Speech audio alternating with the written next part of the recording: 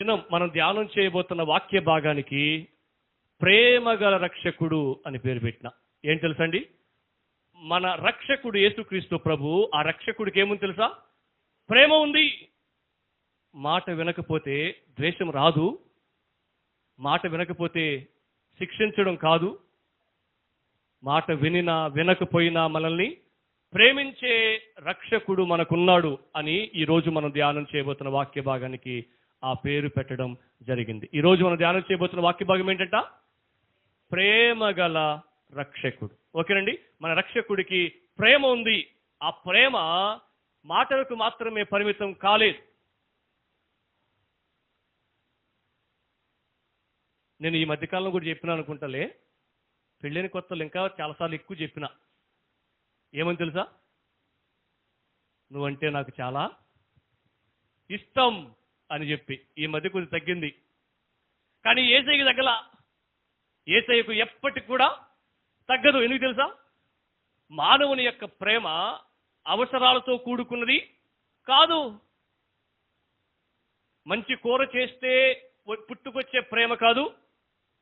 మంచి చీర కొనిస్తే పుట్టుకొచ్చే ప్రేమ. Ice cream తీసుకెళ్తే, పార్కుకు తీసుకెళ్తే, ఇంకా దేనికేనుకో తీసుకెళ్తే, టూర్లకు తీసుకెళ్తే పుట్టుకొచ్చే ప్రేమ కాదు.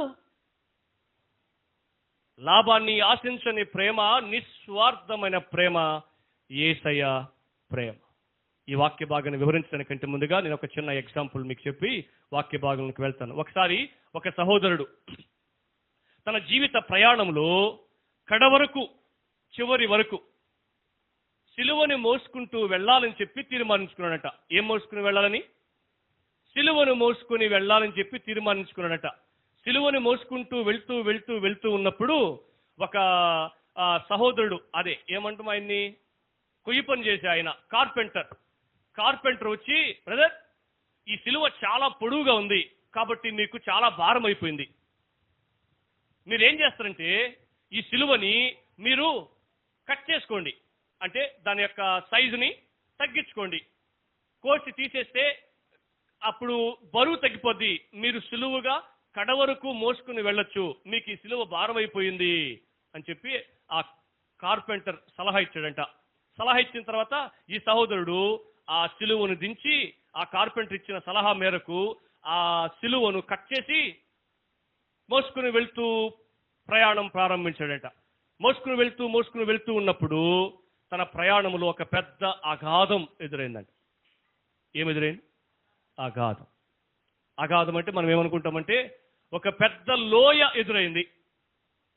ఆ లోయ ఎదురయ్యేసరికి ఈయన ఏమనుకున్నాడంటే ఈ సిలువను ఈ యువతల వైపు నుంచి అవతల వైపుకి ఏమంటుందాన్ని నిచ్చెనగా వేసి, బ్రిడ్జిగా వేసి, మనం ఇంతకు ముందు తాటి మానులు ఆ స్తంభాలు వేసి దాటేవాళ్ళం కదా కాలువలని, అలాగా దాటాలని చెప్పి ఈ సిలువ వేయాలని ప్రయత్నం చేస్తే ప్రయాణం ఆగిపోయింది.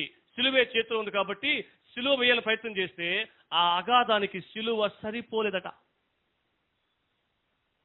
అప్పుడు ఆయన గుర్తించాడంట. ఏమని తెలుసా? అరే రే, నేను నా ప్రయాణంలో ఒక పెద్ద మిస్టేక్ చేసిన.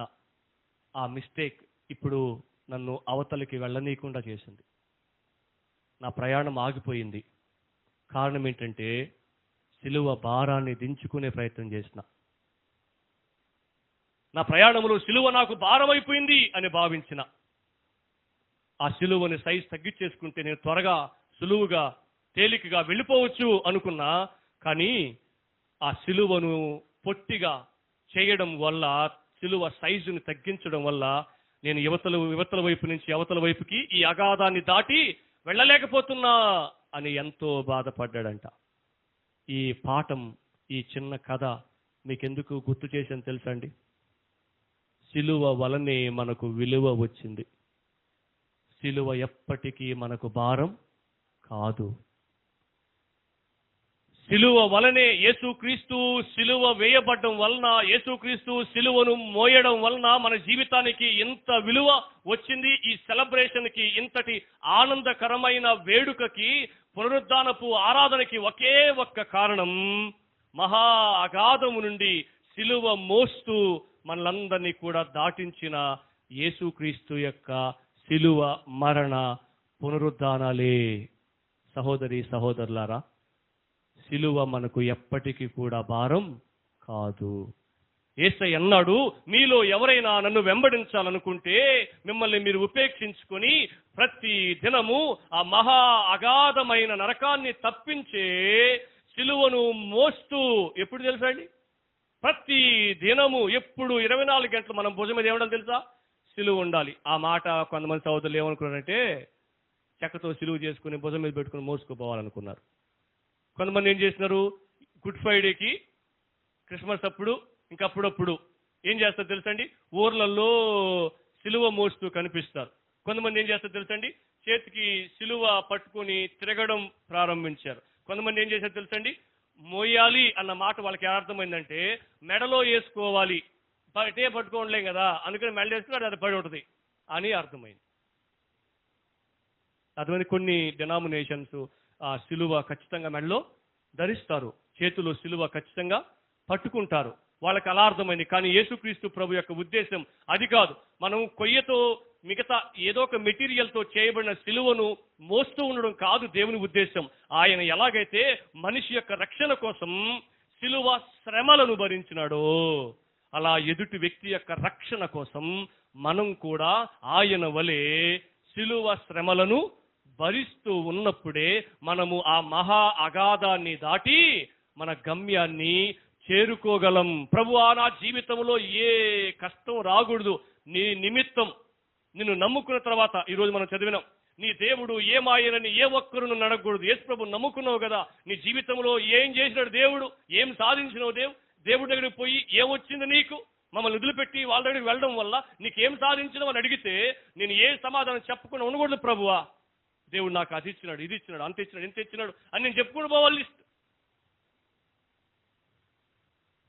ధనవంతుడు సుఖభోగాలు అనుభవిస్తూ పాతాళములో ఒక్క నీటి బొట్టు కోసం అంగలార్చడం మనం ఎప్పటికీ కూడా మర్చిపోకూడదు.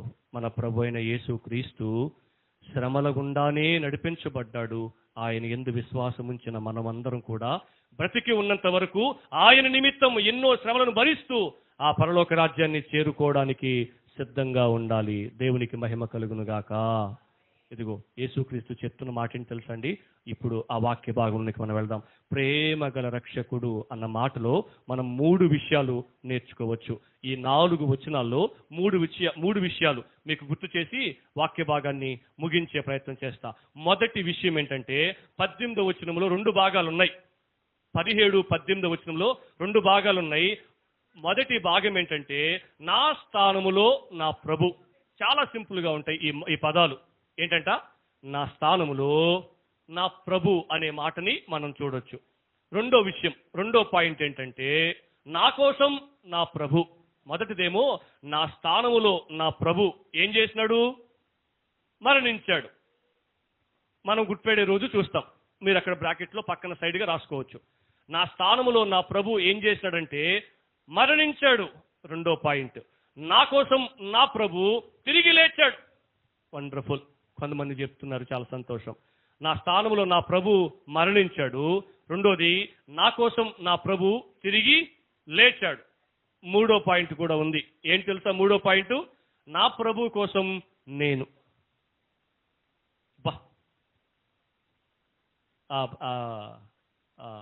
మరియదాస్ బ్రదర్ కదా, Nazareth brother, yes, Nazareth brother ఏమంటాడంటే నా ప్రభు కోసం నేను అని నన్ను ఇంకా చెప్పాలి ఆ పదాన్ని నేను, ఆ బ్రదరు చెప్పేసినాడు. ఏంటంటే బ్రతుకుతా అన్నాడు. నా స్థానంలో నా ప్రభు మరణించాడు, నా కోసం నా ప్రభు తిరిగి లేచాడు. నా ప్రభు కోసం నేనేం చేస్తున్నాను తెలుసా? చచ్చిపోబడలే, బ్రతుకుతా మరియు బ్రతికిస్తా. అంతే. నేను బ్రతికి ఉండి నేను చావను, సజీవుడనై నా ప్రభు కార్యాలని వివరిస్తాను అన్నాడు ఒక సేవకుడు. అర్థమవుతుంది. ఈ రోజుల్లో చాలా మంది యేసు ప్రభు కోసం చనిపో చనిపో చనిపో, అదిగో అలా ఆయన హతసాక్షి అయినాడు, ఇలా ఆయన హతసాక్షి అయినాడు, యేసు ప్రభు కోసం ఆయన చనిపోయినాడు అని చెప్తా ఉన్నారు. యేసు ప్రభు కోసం నువ్వు నేను చచ్చిపోతే యేసు ప్రభు గురించి ఇంకెవరు చెప్తారు? అటువంటి పరిస్థితులు వస్తే దేవునికి స్తోత్రం. అంతకంటే గొప్ప భాగ్యం, మహాభాగ్యం మరొకటి లేదు. అయితే యేసు ప్రభు కోసం చావుని కొని తెచ్చుకోకూడదు. యేసు ప్రభు కోసం మనం ఏం చేయాలి తెలుసా? బ్రతకాలి. ఎందుకోసం బ్రతకాలి అంటే అనేకులను బ్రతికించడం కోసం బ్రతకాలి. ఈ 3 విషయాలు మనం ఈరోజు నేర్చుకోబోతున్నాం. నెంబర్ 1 ఏంటంట? నా స్థానములో నా ప్రభు మరణించాడు. 17-18 వచ్చిన మొదటి భాగం. నా కోసం నా ప్రభు తిరిగి లేచాడు. 18 వచ్చిన రెండో భాగం. నా ప్రభు కోసం నేను బ్రతుకుతాను, అనేకులను బ్రతికిస్తాను. 19-20 వచనాలు. స్టార్ట్ చేద్దాం. మొదటి విషయం, నా స్థానంలో నా ప్రభు ఏం చేశాడు తెలుసండి? నెంబర్ 1 చదువుతారా? 17 వచనం 18 వచ్చిన మొదటి భాగం చదువుతారండి ఎవరైనా? అమ్మ ప్రకటన కింద 1వ అధ్యాయం 17. నేనాయనను చూడగానే చచ్చిన వాని వలె ఆయన పాదముల యొద్ద పడితిని. ఆయన తన కుడి చేతిని నా మీద ఉంచి నాతో ఇట్లనెను, భయపడకుము, డోంట్ ఫియర్, భయపడకుము. ఆయన నాతో ఇట్లా అన్నాడు, భయపడద్దు, నేను మొదటి వాడను, కడపటి వాడను, జీవించు వాడను, మృతుడనైతిని గాని. చాలండి. ఫస్ట్ విషయం ఏమన్నాడంటే భయపడద్దు అని చెప్తూ ఏమన్నాడంటే, నేను మొదటి నుంచి ఉన్నవాడను. 2026 సంవత్సరాల క్రితం పుట్టుకొచ్చిన వ్యక్తిని కాదు. నేను సృష్టి ప్రారంభము నుంచి, నోటి మాట చేత సృష్టిని కలుగజేసేటప్పుడు, సృష్టి ప్రారంభించేటప్పుడు నేనున్నా. మానవుణ్ణి నా స్వరూపంలో చేసేటప్పుడు నేనున్నా. మానవుడు పాపములో పడిపోయిన తర్వాత కూడా ఆ మనిషి కొరకు ప్రాణం పెట్టడానికి లోకానికి వచ్చిన అది నేను మొదటి వాడను. అట్ ది సేమ్ టైం చివరి వరకు ఉన్నవాడను. ఎవరి చివరి వరకు? దేవుడికి చివర లేదు, దేవుడికి ముగింపు ఉండదు, దేవుడికి డెస్టినేషన్ ఉండదు. మానవునికి మాత్రమే ప్రారంభము, ఆదియు అంతము ఉంటది. దేవుడికి ఏముండదు, ఆదియు అంతము లేనివాడు ఆయన అని మనం చూస్తాం. నేను మొదటి వాడను, కడపటి వాడను అని చెప్తూ ఏమన్నట్టు తెలుసండి? జీవించువాడను అన్నాడు. అంటే అర్థమేంటి తెలుసండి? నేను ముందు శరీరంతో రాకముందు సజీవుణ్ణే, బ్రతికి ఉన్నా. అయితే ఇప్పుడు ఏమయ్యాను? మృతుడనైతిని. ఎందుకోసం ప్రభువా నువ్వు చనిపోయినావు అనంటే నేను క్రమం చెప్తా చూడండి. ఆదికాండం 1వ అధ్యాయంలో దేవుడు నోటి మాటతో సృష్టిని కలుగజేసి మానవుణ్ణి సృష్టించినట్లుగా చూస్తాం. ఆదికాండం 2వ అధ్యాయంలో ఆ మానవునికి దేవుడు కుటుంబాన్ని ఇచ్చినట్లుగా చూస్తాం. ఆదికాండం 3వ అధ్యాయంలో ఆ మానవుడు దేవుని చేత సృష్టించబడిన, దేవుని చేత కుటుంబాన్ని పొందుకున్న మానవుడు దేవుని మాటకు అవిధేయత చూపి పాపములో పడిపోవడాన్ని చూస్తాం. పాపములో పడిపోయిన ఆ మానవుడు పతనావస్థ స్థితిలోనికి వెళ్ళిపోయినట్లుగా చూస్తాం. ఒక సేవకుడు రాశాడు ఈ మాట. ఏమని తెలుసా అండి? మనిషి జీవితంలో అత్యంత తీవ్రమైన నష్టం ఏంటంటే రోగం కాదు, ఆర్థిక ఇబ్బందులు కాదు, ఇక ఏదేదో కాదు, కానీ దేవుణ్ణి కోల్పోవడమే అన్నాడు. మనిషికి జీవితంలో ప్రాముఖ్యమైన తీవ్రమైన నష్టం ఏంటి తెలుసా? ఇవి కాదు. ఏం తెలుసా అండి? దేవుణ్ణి కోల్పోవడం అన్నాడు. ఇప్పుడు 3వ అధ్యాయంకి వచ్చేసరికి ఆ మానవుడు ఏం చేశాడట? దేవుణ్ణి కోల్పోయాడు. ఆ మానవుడిని దేవుని యొద్దకు తీసుకొని రావడం కోసం యేసుక్రీస్తు ప్రభు మరలా ఈ లోకానికి రావడం జరిగింది. దాన్ని ఏమంటాం తెలుసండి? మనం క్రిస్మస్ అంటాం. యేసుక్రీస్తు ప్రభు మానవుని కొరకు ఈ లోకానికి వచ్చి సిలువలో ప్రాణము పెట్టాడు. ప్రాణము పెట్టడాన్ని మనం ఏమంటాం తెలుసండి? శుభ శుక్రవారం అని అంటాం. యేసుక్రీస్తు ప్రభు ఈ లోకానికి వచ్చి మానవుని స్థానంలో నిలవబడి ప్రాణం పెట్టేటప్పుడు మానవ రక్షణ కొరకు యేసుక్రీస్తు ఈ లోకానికి రావడం జరిగింది అని మనం గుర్తు చేసుకుందాం. అగైన్ మరలా మీకు ఈ విషయాన్ని గుర్తు చేస్తున్నా. నేను ఇందిరమ్మ కాలనీలో వాక్య భాగం చెప్తా ఉన్నప్పుడు యేసుక్రీస్తు ఎందుకు చనిపోయాడు చెప్పండి అంటే అద్భుతంగా చెప్పినారు వాళ్ళు. ఒక్కరు కూడా నా రోగాన్ని పోగొట్టడం కోసం అయ్యా అని చెప్పలా, నా అప్పులు పోగొట్టడం కోసం అయ్యా అని చెప్పలా. ఏమని చెప్పారు తెలుసండి? ఒక సిస్టర్ అయితే వాక్య భాగాన్ని గుర్తు చేసింది. ఏమని చెప్పిందంటే, నశించిన దానిని వెదకి రక్షించుట కొరకు యేసు ప్రభు వచ్చాడు, యేసు ప్రభు మరణించాడు అని చెప్పారు. చూసినారండి? అది నిజమైన సువార్త. వాళ్ళ జీవితాలలో పనిచేస్తున్న నిజమైన సువార్త. యేసుక్రీస్తు ప్రభు నా అవసరాలు తీర్చడానికి రాలేదు. చాలా మంది ఇలా పాపం అమాయకపు ప్రజలు యేసుక్రీస్తు నా అవసరాలు తీర్చడానికి ఉన్నాడు, నా అవసరాలు తీర్చడానికి వచ్చాడు, కాబట్టి నేను ఆయన నమ్ముకుంటే నా అవసరాలు తీర్చబడతాయి అని భ్రమపడ్డారు. కానీ యేసుక్రీస్తు ప్రభు ఈ లోకానికి వచ్చింది నశించిపోతున్న మానవుని వెదకి రక్షించుట కొరకు. యేసుక్రీస్తు యొక్క జన్మను గురించిన ప్రవచనం మనం చూస్తాం. ఏమని తెలుసండి? పాపులను రక్షించుటకు క్రీస్తు యేసు ఈ లోకమునకు వచ్చాను. పాపములో ఉన్న వ్యక్తిని రక్షించడానికి యేసుక్రీస్తు ప్రభు ఈ లోకానికి రావడం జరిగింది. మానవ రక్షణ కొరకు యేసుక్రీస్తు ఇదిగో ఈ 5 కార్యాలు చేసినాడు. త్వరగా నేను చెప్పుకుంటూ ముందుకు వెళ్ళిపోతాను. మనిషి యొక్క రక్షణ కొరకు యేసుక్రీస్తు ప్రభు మానవుని యొక్క పాపాన్ని మోసాడు. మనందరి పాప భారం ఆయన మీద మోపబడింది. వండర్ఫుల్. మనందరి యొక్క పాప భారం యేసుక్రీస్తు మోసినాడు. ఈ రోజు మనకు ఇంతటి సులువైన జీవితం ఆ రోజు మనందరి పాపము యేసుక్రీస్తు ప్రభు మోయడాన్ని బట్టే. ఆ వాక్య భాగం మనం ఎక్కడ చూస్తామంటే కొరింథీ సంఘానికి రాసిన 2వ పత్రిక 5వ అధ్యాయం 21వ వచనంలో చూస్తాం. 2 కొరింథీ 5:21లో ఈ వాక్య భాగాన్ని చూస్తాం. ఈరోజు మనము ఏ పాపమునకు దాసులము కాదు. మన మీద ఏ పాపము పెత్తనము లేదు. మన మీద ఉన్న పాప భారం అంతా యేసు ప్రభు ఏం చేశాడు తెలుసా? మోసాడు. అందుకనే యేసుక్రీస్తు ప్రభు అన్నాడు ఆయన పరిచయం చేస్తున్నప్పుడు, ప్రయాసపడి భారము మోసుకొనుచున్నా. వీళ్ళు ఏ ప్రయాస అనుకున్నారు? వాళ్ళ కష్టకాలు, వాళ్ళ ఇబ్బందులు, వాళ్ళ తంటాలు, వాళ్ళ తెప్పలు, అవునా, వాళ్ళకున్న అప్పులు బాధలు, వాళ్ళకున్న ఏదైతే ఉంటాయి కదా సమస్యలు, అవి అనుకున్నారు. అవి తీర్చేస్తారమ్మా అన్నాడు యేసు ప్రభు, వచ్చేయండి అని చెప్పారు వీళ్ళు. అక్కడ క్లియర్గా ఉంది. పై వచనాల్లో మనం చదివితే క్లియర్గా చెప్పినాడు. ప్రయాసపడి, ఎందుకు ప్రయాసపడుతున్నావు? ఆ ఏదెను వనంలో 3వ అధ్యాయంలో యేసు ప్రభు నువ్వు కోల్పోయినావు. అందుకని ఏమన్నాడు? నువ్వు ఇక మీద నుంచి ఆహారాన్ని సేద్యపరిచి సంపాదించుకుంటావు, ఊరిని రాజు నీకు అన్నం అన్నాడు. అందుకని మనం అందరం డ్యూటీలకి పనులకి వెళ్ళాల్సిన పరిస్థితి వచ్చింది. కష్టపడి సంపాదించుకుని అన్నాన్ని సమకూర్చుకోవాల్సిన పరిస్థితి వచ్చింది. ప్రయాసపడి భారము మోసుకొనుచున్న, ఏ భారం? పాప భారం మోసుకొనుచున్న సమస్త జనులారా నా యొద్దకే రావాలి మీరు. దెర్ ఇస్ నో వే, ఇంకో దారి మీకు లేదు. ఎందుకంటే నేనే సృష్టికర్త, నీ నిర్మాణకుణ్ణి నేనే, కాబట్టి నీ పాపం నా వల్లే పోద్ది, కాబట్టి నా యొద్దకు రండి, నేను మీకు విశ్రాంతిని ఇస్తా. దేంట్లో నుంచి విశ్రాంతి? అమ్మయ్య చాలు నాయన, ఎట్టగట్టు పండుగ అయిపోయింది నాయన, దాంట్లోంచి కాదు, పాపములో నుంచి విశ్రాంతి. ఆయన మన పాపాన్ని మోసాడు కాబట్టి, మన పాప భారం ఆయనంతా మోసాడు కాబట్టి మనకేమొచ్చింది తెలుసా? ఇప్పుడు మనం అందరం నిమ్మళంగా ఉండొచ్చు, అమ్మయ్యా అని రిలాక్స్ అవ్వచ్చు. ఎందుకు తెలుసా? ఏ లోకాన, ఏ రోజున మనం ఈ లోకాన్ని విడిచిపెట్టినా ఒక సేవకుడు ఇలా రాశాడు పాటను. ఏమని తెలుసా? రెక్కలు కట్టుకున్న గువ్వవలే నేను ఎగిరి నీ సందికి వచ్చేస్తా అన్నాడు. రిలాక్స్గా ఉన్నాడు ఆయన. అందుకని ఆ పాట అలా రాయగలిగాడు. ఎందుకంటే పాప భారం అంతా ఆయన మీద మోపబడిపోయింది. ఈయనకి ఇంకే ఇబ్బంది లేదు, ఇంక ఏ భారం ఆయన మోయాల్సిన అవసరం లేదు. రెండోది, గలతీ పత్రిక 3:13 బట్టి గలతీ 3:13 బట్టి యేసుక్రీస్తు మన శాపమును అనుభవించాడు. మొదటిదేమో మన పాపాన్ని మోసాడు, రెండోదేమో మన శాపాన్ని అనుభవించాడు. దిక్కులు చూస్తున్న వాళ్ళు చెప్పండి. దేవుడు నాకు ఇచ్చిన గొప్ప కృప ఏంటి తెలుసా? మీరందరూ వాక్యం వింటున్నారు లేదో తెలుసుకొని చెప్పడం.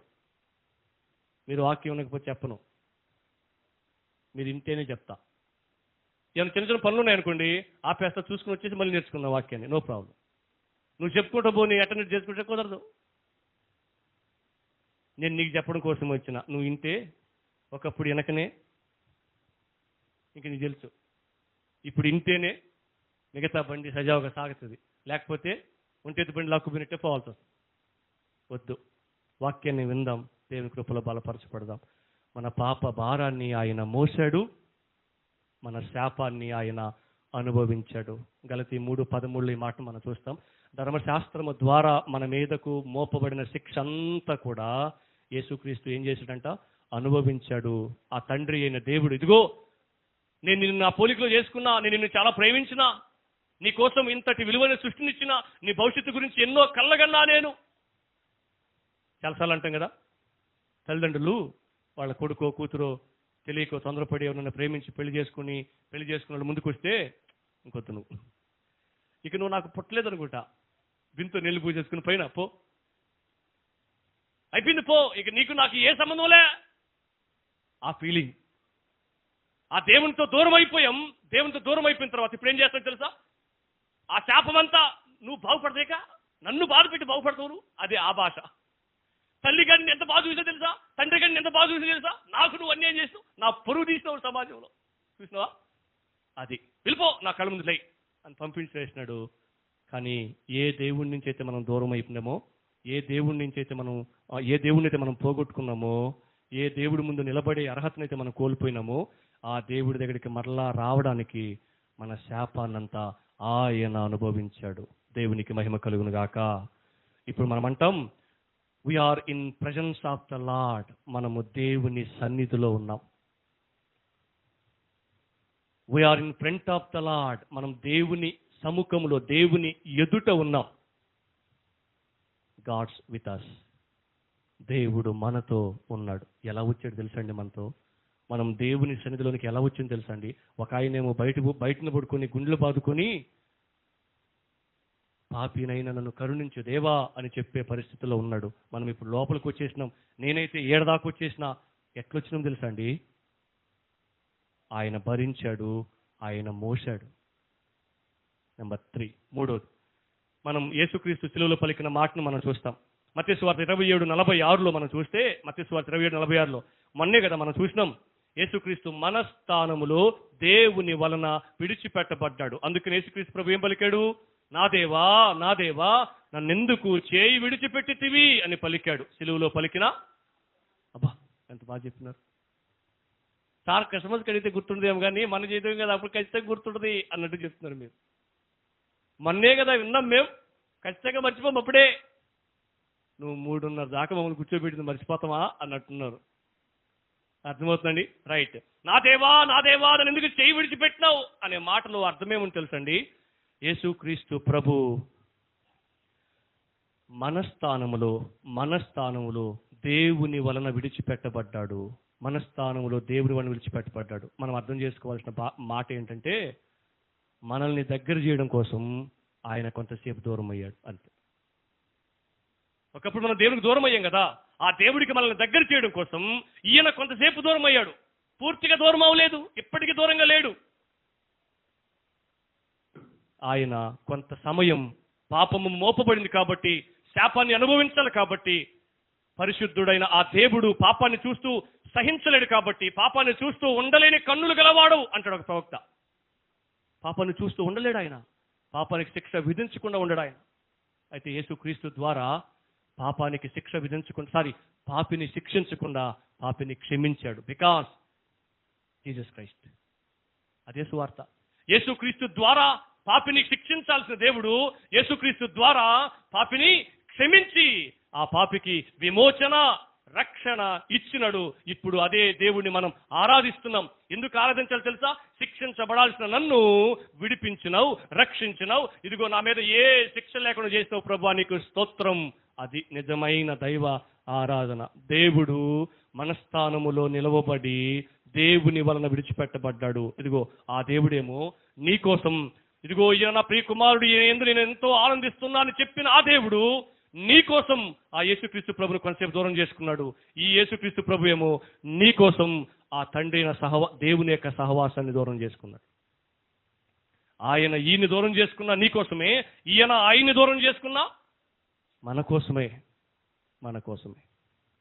మనందరి రక్షణ కోసం ఆయన మన స్థానంలో నిలవబడి దేవుని వల్ల విడిచిపెట్టబడ్డాడు. నెంబర్ 4, యెషయా గ్రంథం 53వ అధ్యాయం 4వ వచనం 5వ వచనం బట్టి, యెషయా గ్రంథం 53వ అధ్యాయం 4, 5 వచనాలు బట్టి యేసుక్రీస్తు మనందరి నిమిత్తం దేవుని ఉగ్రతను అనుభవించాడు. ఇప్పుడు మనం రిలాక్స్గా ఉండడానికి కారణాలు ఇదొక కారణం. ఏం తెలుసా అండి? రేపు ఈ లోకాన్ని మనం విడిచిపెట్టిన తర్వాత దేవుడు మనలో ఎవరిని కూడా శిక్షించడు. ఎందుకు తెలుసా? ఇప్పుడు క్రీస్తు యేసునందున్న వారికి ఏ శిక్షా విధి లేదు. ఎప్పుడు?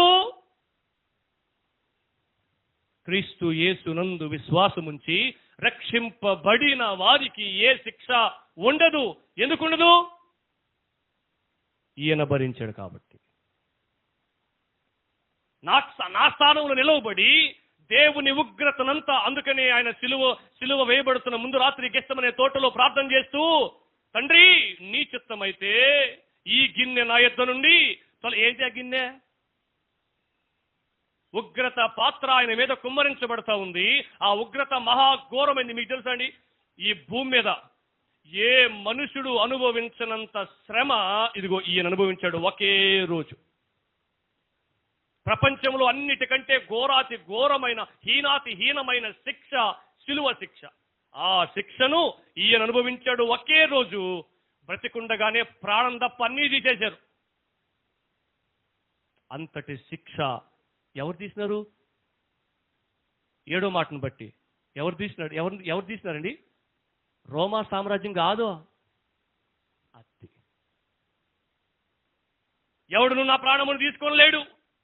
నేనే నా అంతటి నేనే పెడుతున్నా. దాన్ని పెట్టే అధికారం నాకుంది, తీసుకునే అధికారం కూడా నాకుంది. అందుకని తండ్రి తల ఉంచి నీ చేతికి నా ఆత్మను ఈయన ఇచ్చినాడు, వాళ్ళు తీసేలా.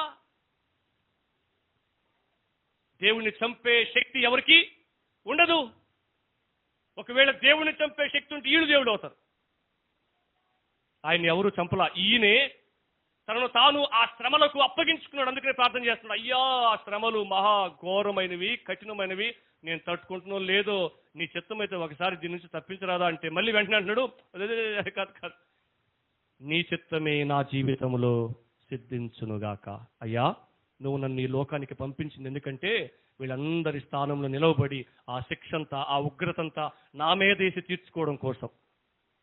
నేను చెప్తా వచ్చాను కదా, ఒకసారి ట్రాఫిక్ కానిస్టేబుల్ ఉన్నాడు, చాలా నిజాయితీ పరుడైతే ఒకసారి రోడ్లో ట్రాఫిక్ ఏమంటారు దాని పైన రాస్తా ఉంటే ముగ్గురు బండ్లో ఎక్కి రాంగ్ రూట్లో ట్రిపుల్ రైడు ఓవర్ స్పీడు వస్తా ఉన్నారట.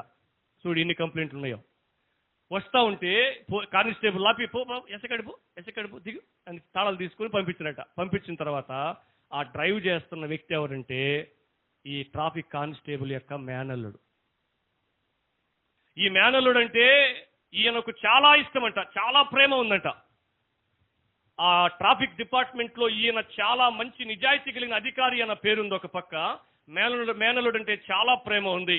ఇప్పుడు తన డ్యూటీ సమర్థవంతంగా నిజాయితీగా నిర్వర్తిస్తే అల్లుడిని శిక్షించాలి. మరొక పక్క అత్యంత ప్రేమ కలిగి ఉన్నాడు అల్లుడి మీద. ఒకవేళ అల్లుడి మీద ప్రేమతో తన యొక్క అల్లుడిని వదిలేస్తే తన వృత్తి ధర్మానికి ద్రోహం చేసిన వాడవుతాడు. మరి ఇప్పుడు ఏం చేయాలి?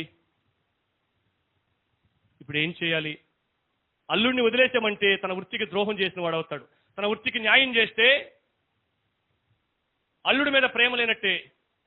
అప్పుడు ఏం చేసినట్టు తెలుసండి, అల్లుడి స్థానములో ఆయన నిలవబడి అల్లుడి కట్టాల్సిన ఫైన్ అంతా, అల్లుడు భరించాల్సిన శిక్ష అంతా ఆయన భరించాడు.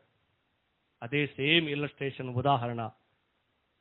ఆ మేనల్లుడి స్థానంలో ఎవరినో తెలుసండి, మనందరం ఉన్నాం. ఆ ట్రాఫిక్ ఎస్ఐ స్థానంలో ఎవరినో తెలుసా? మన ప్రభు అయిన యేసుక్రీస్తు ఉన్నాడు. మన ప్రభు అయిన యేసుక్రీస్తు ఆ స్థానములో నిలబడి మనందరి వెల చెల్లించి దేవుని ఉగ్రతంతా భరించి ఫైన్ కట్టాడు. అందుకని దేవుడు అంటాడు, మీరు విలువ పెట్టి కొనబడిన వారు, మీరు ఊరికినే మీకు ఈ జీవితం రాలేదు, నేను నా ప్రాణాన్ని దారబోసి పణంగా పెట్టి మిమ్మల్ని కొన్నా. కాబట్టి మీ దేహంతో మీరు దేవుణ్ణి మహింపరచండి అయ్యా, ఆరాధించండి అయ్యా అని చెప్పినాడు. అర్థమవుతుందండి? దేవుని స్థానంలో విడిచి దేవుని ఉగ్రతను మన స్థానం నిలవబడి అనుభవించాడు. నెంబర్ 5 ఫైనల్లీ 5వది లూకా సువార్త 23:46లో మనం 7వ మాటను చూస్తాం. 23:46లో యేసుక్రీస్తు మన స్థానంలో మనందరి కొరకు మరణించాడు. ఒకసారి 5 గుర్తు చేసుకుందామా? మొదటిదేమో మన పాపాల్ని మోసాడు, రెండోదేమో మన శాపాన్ని అనుభవించాడు, మూడోదేమో అది కూడా నువ్వే చెప్పుకోనట్టుకున్నాడు, మన స్థానములో దేవుని వలన విడిచిపెట్టబడ్డాడు, నాలుగోది మనందరి కోసం దేవుని ఉగ్రతంతా భరించాడు. నెంబర్ 5 అండ్ ఫైనల్లీ మనందరి కోసం ఆయన మరణించాడు. చాలా మంది సహోదరులు, అరే సిలువలో నుంచే దిగిరాలేని దేవుడు నీ జీవితాన్ని ఎలా మార్చగలడు? తనను తానే రక్షించుకోలేని వాడు, ఆ దొంగ చెప్పినట్టుగా నిన్నేం రక్షించగలడు? ఆయన నవ్వుకుంటున్నావేంటి? ఆయనకే దిక్కు లేదు, ఆయన రక్షించుకోలేకపోయాడు, నిన్నే రక్షించగలడు అని చెప్తున్నారు పాపం అమాయక ప్రజలు. ఆయన ఎందుకు వచ్చాడో తెలియక, ఆయన ఎందుకు తనను తాను అలా తగ్గించుకున్నాడో తెలియక, ఆయన ఎందుకు అలా మరణించవలసి వచ్చిందో తెలియక ఆయన అంటాడు, పేతురు కత్తి తీసుకొని, సైనికుని వరలో ఉన్న కత్తి తీసుకొని మల్కు అనే వ్యక్తి యొక్క చెవి నరికినప్పుడు ఆయన అంటాడు, పేతురు ఎందుకు తొందరపడుతున్నావు? నేను చేయలేక నా పని, నాకు సామర్థ్యం లేదా? ఇప్పుడు నేను తండ్రి అని పిలిచాను అనుకోండి, 6 సేనా సమూహం నా ముందు దిగుతాయి. ఒక్క ఏమంటారంటే సుమారు లెక్క గడితే 72,000 మంది దేవదూతలు. 72,000 మంది దేవదూతలు, ఒక్క దేవదూత సుమారు 2 లక్షల మందిని చంపింది పాత నిబంధనలో. మిఖాయేల్ దేవదూత, అంత సామర్థ్యం కలిగిన సైన్యం ఆయన ముందు హాజరవుతుంది. ఆయన ఏం చేయబోలే, దేవదూతలు చూసుకుంటారు. కానీ నేను ఎందుకు వచ్చాను తెలుసా పేతురు? ఇవన్నీ జరగవలసి ఉన్నవి. నేను మీ అందరి కొరకు అప్పగించబడాలి, సిలువ వేయబడాలి, అవమానాలు భరించాలి, మోమున ఉమ్మి వేయబడాలి, వీపు నాగలి చాలవలి దున్నబడాలి, ముళ్ళ కిరీటం పెట్టబడాలి. ముళ్ళ కిరీటం ఎందుకు పెడతారు తెలుసా అండి? ఆయన రాజంట, రాజు ఏం పెట్టాలా? బంగారు కిరీటం కదా పెట్టాలా. ముళ్ళ కిరీటం పెట్టి ఎందుకు పెట్టినా తెలుసా? హేళన చేస్తూ, ఇదిగో మీ అందరి రాజు, ఇదిగో ఊరేగిస్తున్నారు చూడండి, ఊరేగింపు చేస్తున్నాం, సిలువ వేయిస్తే ఊరేగిస్తాము చూడండి అని చెప్పినారు. ఇదంతా దేనికోసం తెలుసా అండి? అపహాస్యం చేయడం కోసం. మీకు తెలుసా, ప్యాషన్ ఆఫ్ క్రైస్ట్ వీలైతే మీరు చూడండి, వండర్ఫుల్, అద్భుతంగా తీసినారు. ఆ సహోదరుడు ఎవరో, ప్యాషన్ ఆఫ్ క్రైస్ట్ అనే మూవీ యూట్యూబ్లో ఉంది, మీరు వెళ్ళి చూడండి. ఖచ్చితంగా ఏమంటారు, కళ్ళకు కట్టినట్టుగా ఇలాగే జరిగిందేమో అన్నట్లుగా తీసినారు. ఆయన అలా కొడుతూ వాళ్ళు పక్కపక్క నవ్వుకుంటుంటారు.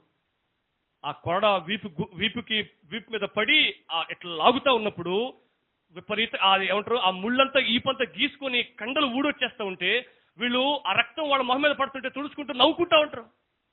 పైశాచికత్వం, పిశాచి ఆనందం. సో అటువంటి పరిస్థితుల్లో కూడా యేసుక్రీస్తు ప్రభు మౌనంగా ఉండవలసి వచ్చింది. చేతగాని వాడు ఒకటో మాట చెప్తున్న సహోదరి అని ఆ మాట, క్షమించడం, తగ్గించుకోవడం అంటే చేతగాని తనం అనిపిస్తుంది ఒక్కొక్కప్పుడు, కానీ కాదట్లా. ఆయన ఆ రోజు అలా తగ్గించుకున్నాడు కాబట్టి, ఆ రోజు అలా క్షమించే మనసు కలిగి ఉన్నాడు కాబట్టి భూమి ఆకాశాలని, పరలోక రాజ్యాన్ని పరిపాలించే స్థాయిలోనికి రేపు ఆ యేసుక్రీస్తు ప్రభు యూదా గోత్రపు సింహంగా రాబోతున్నాడు. దేవునికి మహిమ కలుగును గాక. మన స్థానములో మన కోసం ఆయన మరణించాల్సి వచ్చింది. మరణించడం ద్వారా ఆయన దేవుడిని రుజువు చేసుకోవడం కోసం కాదు. నెంబర్ టూ, ఇది మొదటి భాగం. గుర్తుపెట్టుకుందాం, నా ప్రభు, మన ప్రభు మన కోసం మరణించాడు. అందును బట్టి మనం దేవుణ్ణి ఆరాధించాలి. రెండోది, నా కోసం నా ప్రభు తిరిగి లేపబడ్డాడు. ఆయన వచ్చి, ఆయన ఈ లోకానికి రక్షకుడిగా వస్తే సరిపోదు, ఆయన ఈ లోకానికి వచ్చి మరణిస్తే సరిపోదు. ఆయన ఈ లోకానికి వచ్చి మరణించి తిరిగి లేవాలి. దేవునికి మహిమ కలుగును గాక. అప్పుడే వచ్చిన పని పరిపూర్ణమవుతుంది. డ్యూటీకి బయలుదేరి బస్టాండ్ దాకెళ్ళి ఇంటికి వచ్చేసి అయిపోదు పని. డ్యూటీకి వెళ్ళి బయలుదేరి బస్టాండ్ దాకెళ్ళి బొచ్చెక్కి డ్యూటీ దాకెళ్ళి డ్యూటీలో సంతకం పెట్టుకుని వచ్చే సరిపోదు పని. డ్యూటీకి వెళ్ళి బొచ్చెక్కి బయలుదేరి సంతకం పెట్టేసి ఆడ కూర్చొని గమ్ముకొచ్చే సరిపోదు పని. ఆడ మనకి ఇవ్వబడిన బాధ్యతను మనం సమర్థవంతంగా నిర్వర్తిస్తే ఫుల్ఫిల్ అవుతుంది. ఎవరి నిమిత్తమైతే మనల్ని అపాయింట్ చేశారో వాళ్ళకి ఏం కలుగుతుంది? మేలు, ప్రయోజనం కలుగుతుంది. అలాగే యేసుక్రీస్తు ప్రభు ఈ లోకానికి వస్తే సరిపోదు, పనైనట్టు కాదు అర్థం. యేసుక్రీస్తు ప్రభు ఈ లోకానికి వచ్చి మరణిస్తే సరిపోదు, పనైనట్టు కాదు అర్థం. యేసుక్రీస్తు ప్రభు ఈ లోకానికి వచ్చి మరణించి తిరిగి లేపబడితేనే పనైనట్టు, మనకు మేలు కలిగినట్లు. ఏంటి ఆ మేలు అని అంటే, కొన్ని విషయాలు మీ ముందు పెట్టే ప్రయత్నం చేస్తా. చాలా సుమారు 10 విషయాలు ఉన్నాయి. నేను రెఫరెన్స్లు చెప్పకుండా ఆ 10 విషయాలు చెప్పేస్తాను. మీరు ఆలోచన చేస్తే ఈజీగా అర్థమవుతుంది. మీరు రాసుకునే వాళ్ళు త్వరగా రాసుకోండి. యేసుక్రీస్తు నా కోసం ఎన్నటికీ చనిపోని రక్షకుడిగా తిరిగి లేచాడు. ఇంకెప్పటికని చచ్చిపోడు. ఇప్పుడు మనం చదివాను అక్కడ ఆ వాక్య భాగం మళ్ళీ చదువుతామా? 18వ వచనం, యోహాను రాసిన మొదటి పత్రిక 1వ అధ్యాయం 18వ వచనం మళ్ళీ చదవండి. నేను మొదటి వాడను, కడపటి వాడను, జీవించు వాడను, అద్దుకోండి, ఇప్పటి వరకు ఆయన మృతుడయ్యాడు అనే ఒక్క పదాన్ని చూసినాం. ఇప్పుడు మనం ఏం చెప్తాం తెలుసా?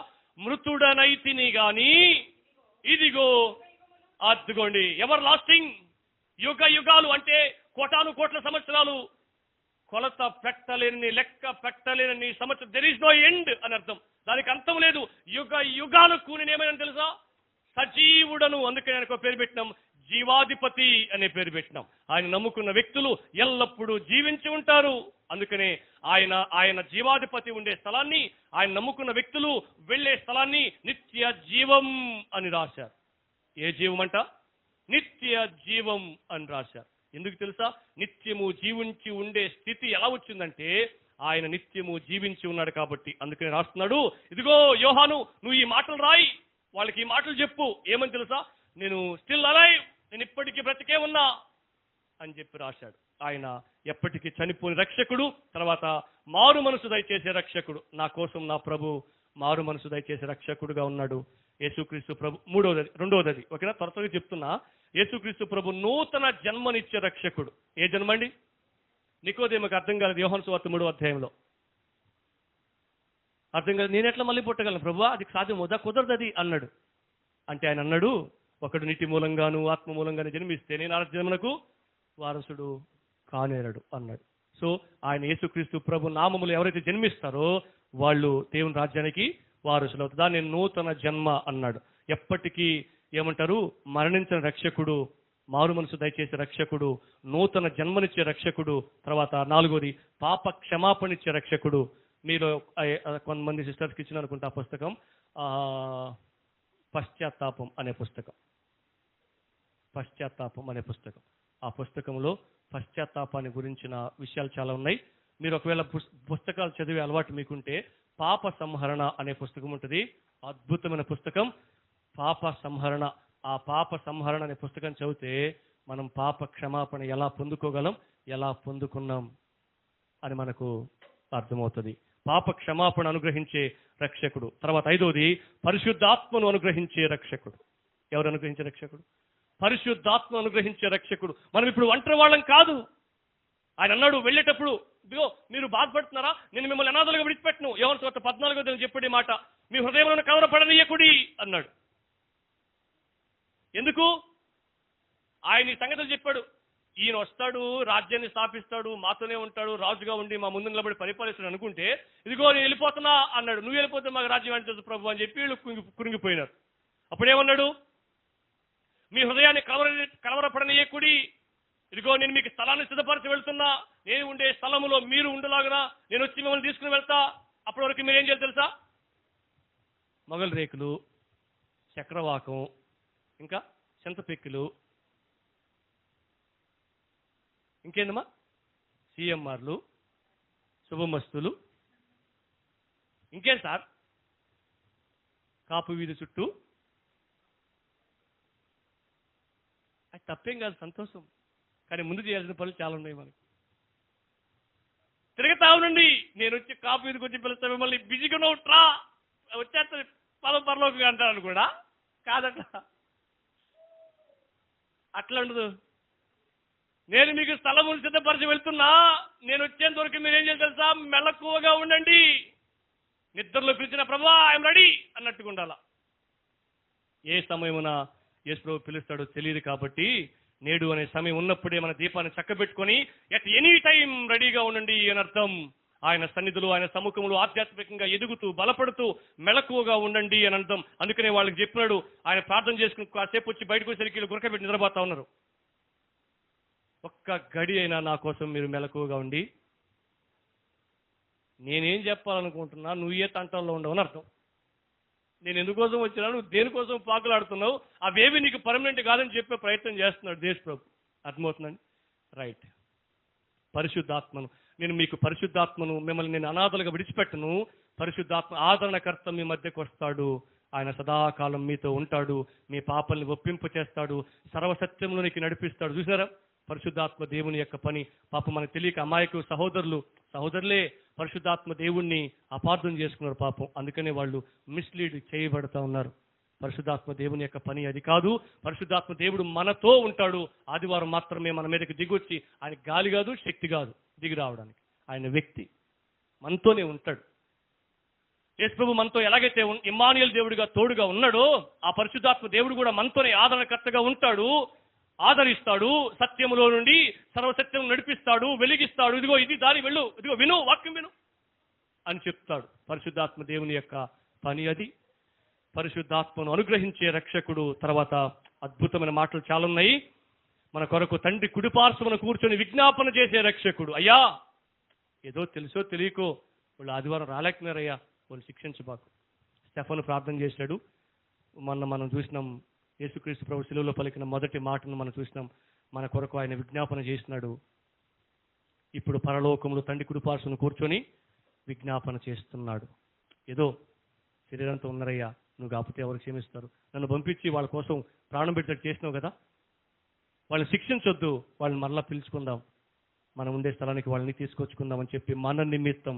మీకు చెప్పనండి, నీ కోసం నువ్వు ప్రార్థన చేసినా చేయకపోయినా నీ కోసం ఆయన నిరంతరం విజ్ఞాపన చేస్తాడు.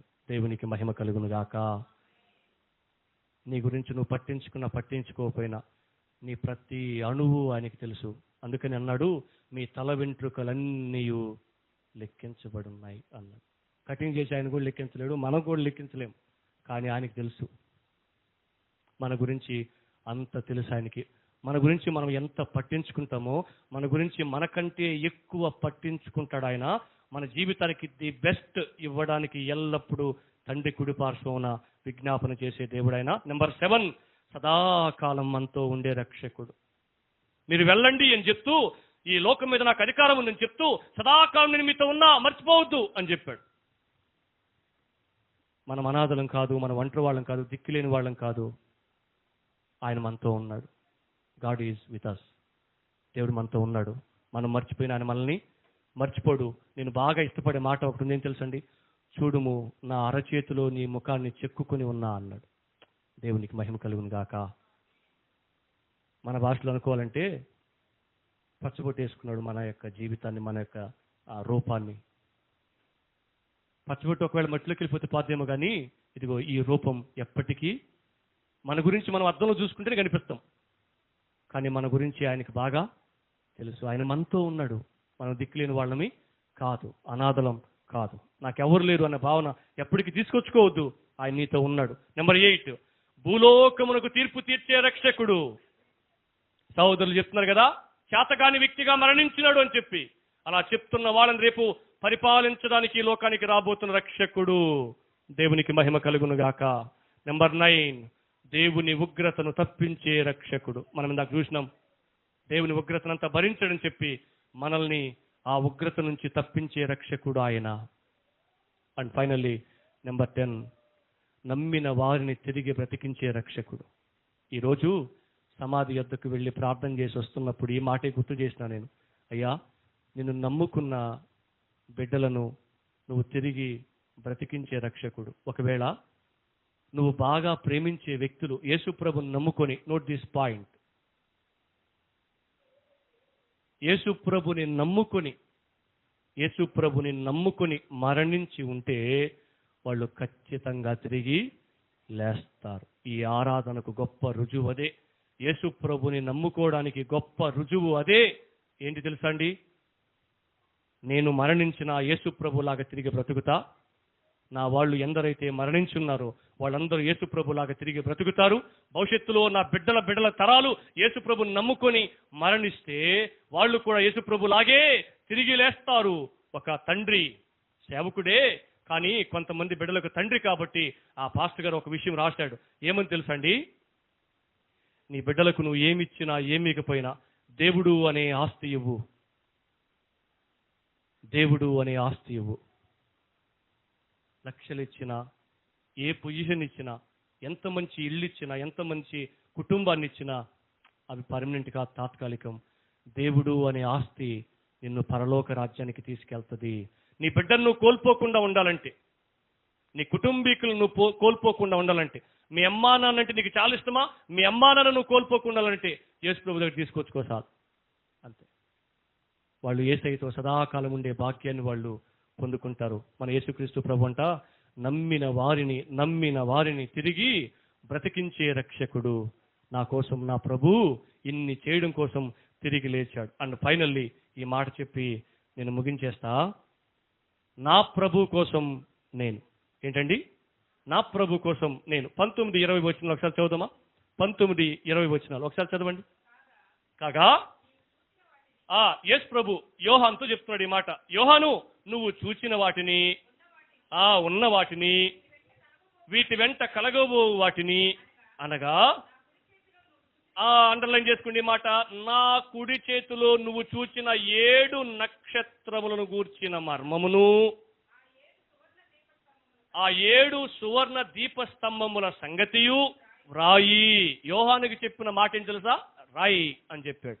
రాయి కాదు, ఇటుక రాయి, కులక రాయి కాదు, రైట్ అని రాయమని చెప్పినాడు. ఓకేనండి. యోహాను కొత్త నిబంధనలో 5 పుస్తకాలు రాశాడు.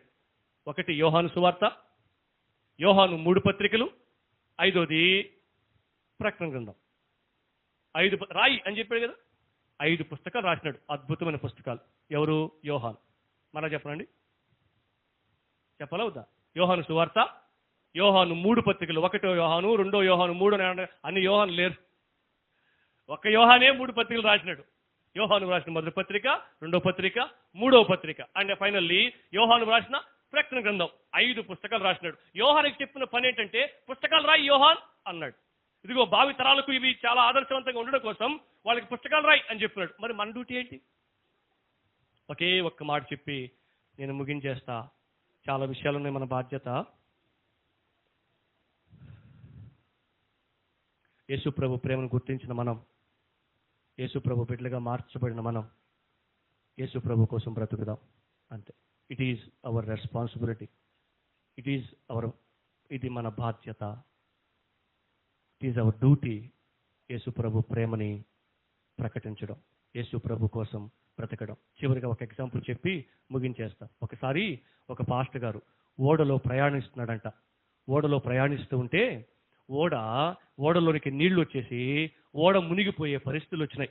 ఓడ మునిగిపోయే పరిస్థితులు వస్తే చాలా మంది మునిగిపోవడానికి పరిస్థితులు ఉంటే కొంతమంది ఏం చేస్తున్నారంటే, ఇవి ఉంటాయి కదా ఈత స్విమ్ సూట్లు, లైఫ్ జాకెట్స్ అంటాం కదా మనం, ఆ లైఫ్ జాకెట్స్ కి కొంతమంది కొన్నే ఉంటే కొంతమందికి ఇచ్చారంట. పాస్టర్ గారికి వచ్చేసింది. వాళ్ళల్లో ఒక యవనస్తుడికి రాలేదట. ఇప్పుడు ఏమైపోతాడు? యవనస్తుడు మునిగిపోయి చచ్చిపోతాడు, ఓడ మునిగిపోతే. అప్పుడు ఈ పాస్టర్ గారు ఏం చేసినట్టు తెలుసా అండి? ఆ లైఫ్ జాకెట్ తీసేసి ఆ యవనస్తుడికి ఇచ్చి, యవనస్తుడు చెప్పిన మాట ఏంటి తెలుసా అండి? ఈ మాట గుర్తుపెట్టుకోండి. ఇది ఇప్పుడు నాకంటే నీకే అవసరం అని చెప్పాడంట. ఏం చెప్పాడండి? ఇది నాకంటే నీకే అవసరం అన్నాడంట. ఇప్పుడు ఆ లైఫ్ జాకెట్ లేకపోతే ఈదుకుంటూ ఒడ్డుకు పోలేడు ఆయన. కానీ ఈయన బ్రతకడం కాకుండా ఈయన మరణించి ఆయనను బ్రతికించే ప్రయత్నం చేసినాడు. ఇది నాకంటే నీకే అవసరం అనంటే ఏం తెలుసుకోవాలనుకొని ఆ యవనస్తుడికి ఈ మాట చెప్పినాడంటే, ఈయనే చెప్పాడంట ఈ మాట. ఏమని తెలుసండి? ఒడ్డుకి వెళ్తావు గ్యారంటీగా. అరే, ముక్కు మొహం తెలియని ఆయన, నా పేరు కూడా తెలియని ఆయన, నాతో పాటు ప్రయాణించడం తప్ప ఏ పరిచయం లేని ఆయన నా కోసం తన ప్రాణాన్నే ఇచ్చేయడానికి సిద్ధపడ్డాడంటే ఈయనలో ఏదో కొత్తదనం ఉంది. యేసయ్య ప్రేమ నన్ను చనిపోమని చెప్పి నిన్ను బ్రతికించమని చెప్పింది. కాబట్టి ఈ జాకెట్ నాకంటే నీకే అవసరం. ఒడ్డుకి వెళ్తావు, యేసు ప్రభు ఎవరో తెలుసుకో అని చెప్పి ఈయన చచ్చిపోయాడంట. ఈయన ఒడ్డుకి వెళ్ళాడంట. ఒడ్డుకి వెళ్ళిన తర్వాత, అరే ఎంత ప్రేమ నేను ఎక్కడ చూడలేదే, నా కోసం చచ్చిపోయిన వాళ్ళు ఎవరు లేరే, ఈయన నా కోసం చచ్చిపోవడం ఏంటి, ఈయన బ్రతకాలి కదా, ఆయన తను బతికించుకోవాలి కదా, నువ్వు ఈయన అన్నీ ఆలోచిస్తూ ఈయన యేసు ప్రభు అంటే ఎవరో గురించి చెప్పినాడు. ఆ యేసు ప్రభు అంటే ఎవరో తెలుసుకునే ప్రయత్నం చేద్దామని చెప్పి యేసు ప్రభు అంటే ఎవరో తెలుసుకొని ఇంగ్లాండ్ దేశానికి గొప్ప సేవకుడయ్యాడు. దేవునికి మహిమ కలుగును గాక. ఇంగ్లాండ్ దేశానికి గొప్ప సేవకుడిని చేసింది ఆ సేవకుని యొక్క ప్రాణ త్యాగం. చివరిగా మనందరి గోల్ ఏంటి తెలుసా అండి? మనం ఒకటి సాధించాలి. ఇన్ని చేసిన నా ప్రభు కోసం నేను ఏమైనా ఇవ్వడానికి, ఎంతైనా కష్టపడడానికి, ఎంతైనా చెమట చిందించడానికి, ఎంతైనా ఖర్చు పెట్టడానికి, దేన్నైనా వదులుకోవడానికి సిద్ధంగా ఉండాలి. ప్రభు అటువంటి మనసు, అటువంటి సిద్ధపాటు నాకు దయచేయి ప్రభు అని చెప్పి ప్రార్థన చేసుకుందాం. తలలు ఉంచుదాం, కండ్లు మూసుకుందాం, ప్రార్థన చేసుకుందాం. ఈరోజు మూడు విషయాలు దేవుడు మనతో చెప్పాడు. ప్రేమ కలిగిన తండ్రి అని చెప్తూ, ప్రేమ కలిగిన రక్షకుడు అని చెప్తూ, నా ప్రభు నా కోసం మరణించాడు, నా ప్రభు నా స్థానంలో మరణించాడు, నా ప్రభు నా కోసం తిరిగి లేచాడు, నా ప్రభు కోసం నేను బ్రతుకుతాను, నా ప్రభు కోసం నేను అనేకులను బ్రతికిస్తాను.